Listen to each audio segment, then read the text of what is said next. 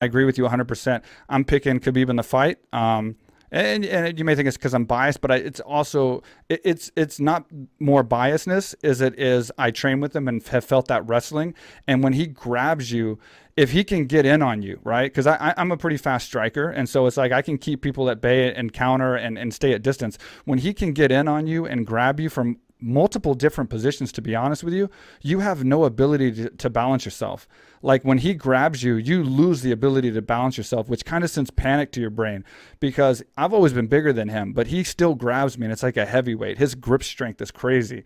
And then he'll put you in weird, like he has such weird balance, or actually makes you have such weird balance, that you never feel balanced, that you can control stand on your feet, and then he can just put you where he wants. And I think that's such a scary thing. How'd you feel seeing Khabib fly out of the octagon like that? That was crazy.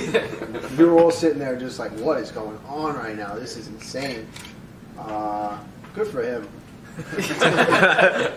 Does it make you feel any different about the bus incident? Like they're even now, 1-1 outside the octagon? I don't know. The bus incident's kind of like a different thing. Yeah. It's kind of, well, it's a little more criminal. You know, you're not going after innocent girls on the bus, UFC employees. The bus driver probably doesn't even watch fighting. He doesn't even know what's going on.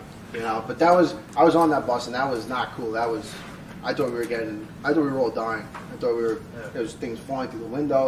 That was scary. Reed Harris is yelling, "What's going on?" And Provino put his head. He was sitting like this, and he put his head like that in the position, like the airplane position, where when the plane's going down, and Khabib was making fun of him. He was going, "Provino, you got in the airplane position. You thought the plane was crashing." It was crazy. Everyone, it was the mayhem.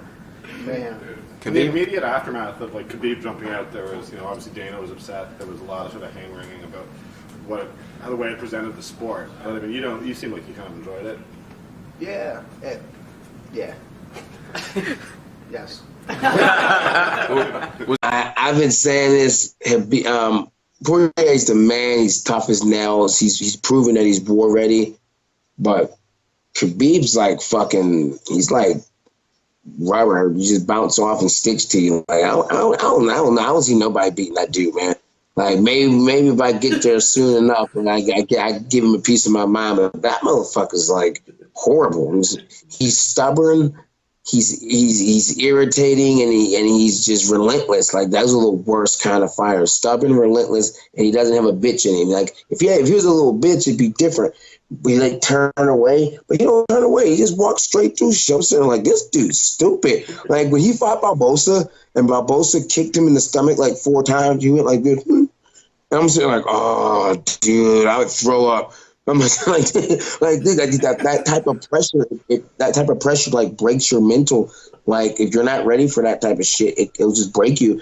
And I think I've seen like Poirier's bad, but I've seen Poirier take a break against Eddie Alvarez. I saw him take a break, like a mental break.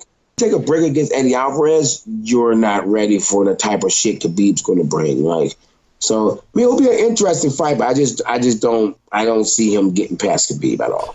Favorite fighter now? Khabib. Okay, so Khabib's your favorite Khabib, fighter. man. Why? Because not only he kicks ass, he's honorable. He doesn't talk shit unless he means it. Like, that's not talking shit. If you're talking shit about someone and you really mean it, it's not like you're shit talking. You're just telling how you feel about the person. And he's honorable. He's like one of those a martial artist fighting in this entertainment MMA today. I like that. I say this kind of all the time. That usually when there's a high level grappler like that, and especially when they haven't lost, I'm just gonna keep riding that train. I am not gonna go up against that. So I gotta take Khabib. I mean, he's just the way he ragdolls people on the ground. I need to see someone be able to actually stop it before I'm gonna be ready to. No one even stops the takedown really. I mean, he gets almost like every single one. So you can't pick against the guy. It's impossible. He's your weight class. So how would you strategize to fight him?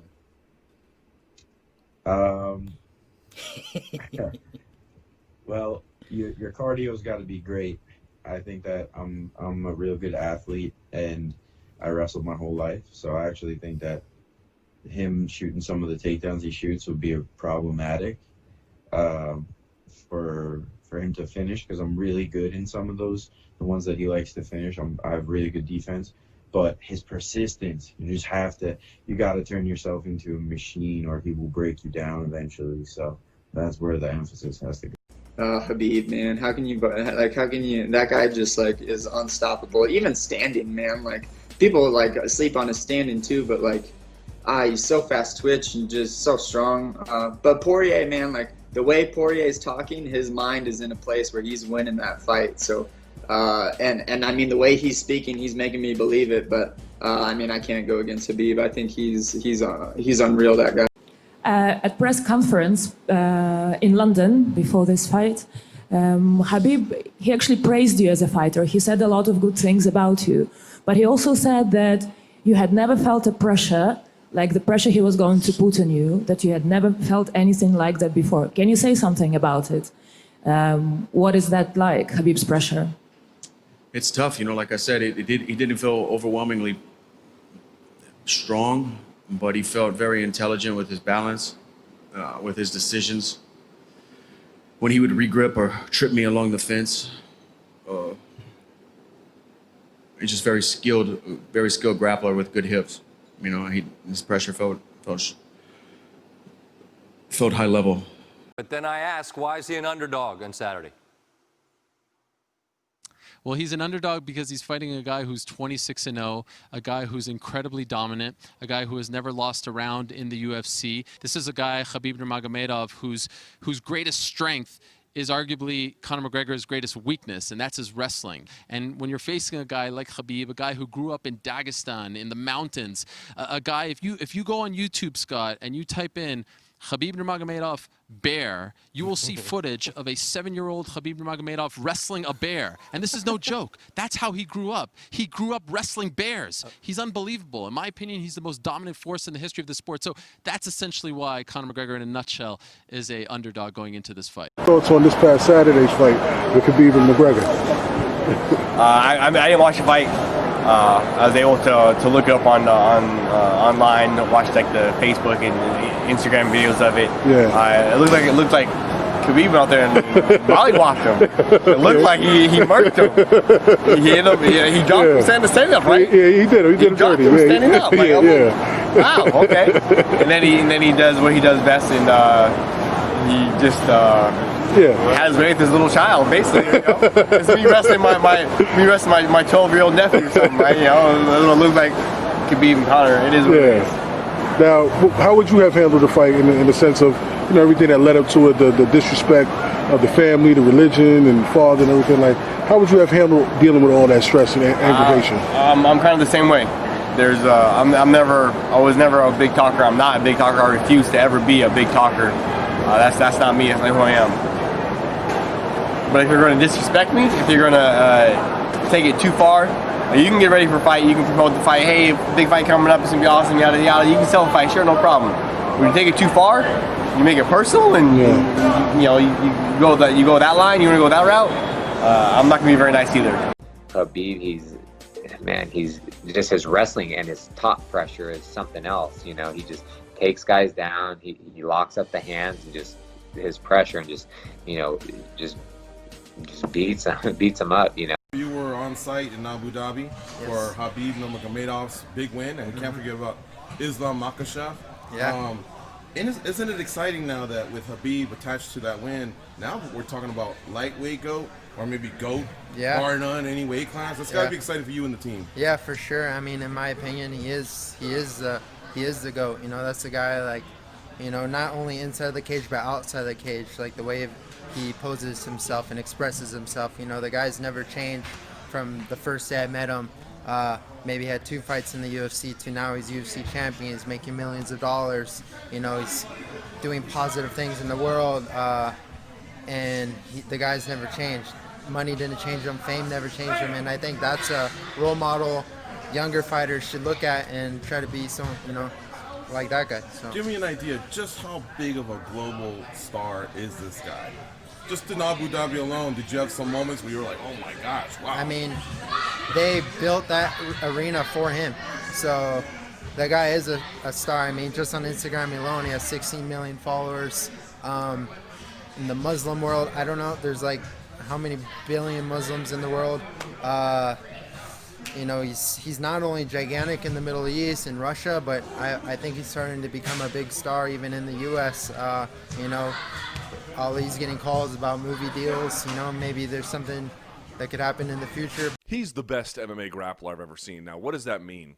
Does that mean he's the best at submissions? No. Does that mean he has the best ground and pound I've ever seen? No. Does it mean he's the best back taker I've ever seen? No, because he's not. He's not any of those things. Demian Maia might be the best back taker. Best ground and pound? I'm not sure. I don't know. I have to think about that a little bit more. But, and you know, best submissions, you might go back to Demian Maia. You might go to, I don't know, if Jacare really wanted to. So you could pick other ones, basically.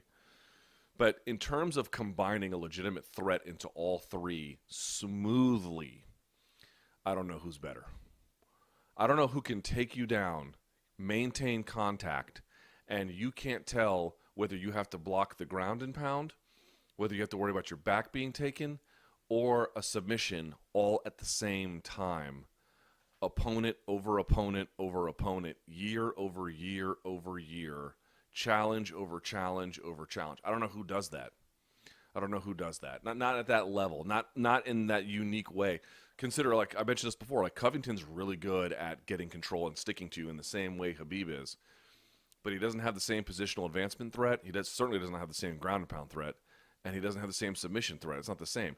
Kamaru Usman can get you down and he can ground and pound, but he's not really the same kind of submission threat. Demian Maia can get you down depending. He's got an unorthodox style. And he can submit you, but he's not really all that much for ground and pound. Ben Askren, when he can get going, obviously got great takedowns. And he's got good positional advancement, but not the heaviest ground and pound. And he's got some submissions, but that's not really his forte either, right? Khabib's got all of those things at a higher level on average than those other guys. He does not have the same specialization per se, but when he can combine all of that stuff in the same way that he does, dude, I don't know who can do that. I don't know who can match that. I don't know, and I don't think the answer is I don't think anybody can. Not in the way that he does it. He is a remarkable talent. He is the best MMA grappler I've ever seen for those reasons, and he's doing it at lightweight against very, very tough guys. Very tough guys, man. And he's just making it look effortless, you know? And then he beats up on these guys to the point where certain positions feel a little static, feel a little bit calm. You know, you're in the eye of the hurricane, and that's when he snatches up the choke, you know? That's how he got Dustin. Dustin let his guard down for a moment, metaphorically speaking, of course, and then he just slithered, you know, the arm through. He's